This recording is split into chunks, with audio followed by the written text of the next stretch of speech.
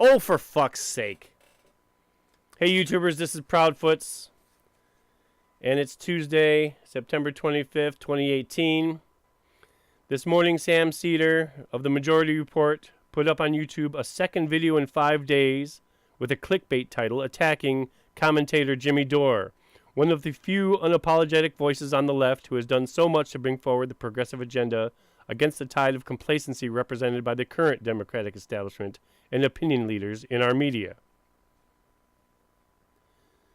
Everybody knows that the DNC's Pied Piper strategy, with the help of their corporate media assets, ensured that Trump would be the Republican candidate. Everybody knows that Clinton's lackluster campaign caused her to lose in key states. And everyone can see that since then, they've been moving heaven and earth trying to evade responsibility for their own actions, blaming everyone but themselves. I've been a member of the Democratic Party for over 30 years. I started out working on the Jimmy Carter campaign against Ronald Reagan. So I've lived long enough to see the party I once loved get taken over by the shitlords that are now running the show. The party of FDR, who welcomed the hatred of the moneyed interests, is gone. Today, its standard bearers are the likes of Bill Clinton, who went to Moscow to suck oligarch cock for money, and Obama, who only had to go up to New York to do the same for the Wall Street oligarchs, the ones who caused the economic collapse of 2008. For decades, the Democrats have turned their backs on working people to get big money donations from oligarchs, and even now are working with Republicans to push through Trump's agenda.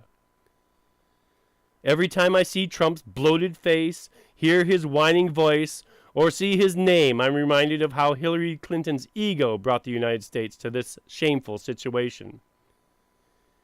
Even though she was one of the most despised people in politics, she decided she would run anyway, because we owed her the presidency. But I'm also reminded of how the DNC cheated voters during the primaries in 2016, and of how Democratic hacks dismissed progressives and told us they didn't need our votes. How we were told we would never ever get single payer as far as Clinton was concerned. How living wages and open education was pie in the sky stuff we should just forget about. Then, when Clinton lost the election, those same voters who were suppressed and dismissed before the election were suddenly being blamed for her failures. Bullshit. Clinton and the DNC held all the cards. They maneuvered Trump into position as the candidate they most wanted to see in the White House if they lost.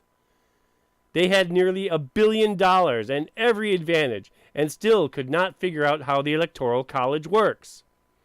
The geniuses among the corporate Democrats bear the full responsibility for Trump. Of course, they had help from their friends in the media.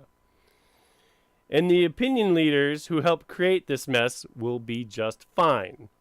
Trump is a boon to the corporate coffers, and they can well afford to hire folks like Sam Seder to talk about how awful everything is. But it's the American people who don't happen to be millionaires who are paying the price for your arrogance. We don't enjoy the same golden parachutes that you do. The way the corporate Dems and their shills constantly blame the victims has never worked, has never produced anything.